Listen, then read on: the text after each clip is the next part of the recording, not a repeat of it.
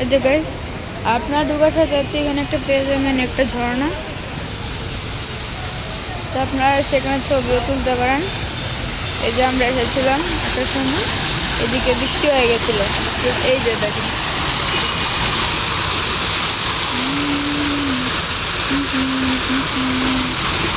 এই যে এদিকে আপনারা আসতে পারেন এদিকে সে ব্লগে।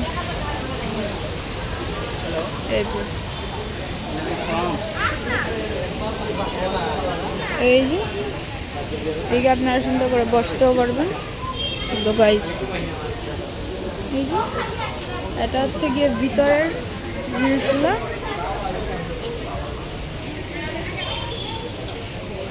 তো আজকে আমাদের খাবারটা আসার পর আমি রিভিউ দিব, তো ততক্ষণ পর্যন্ত ওয়েট করুন।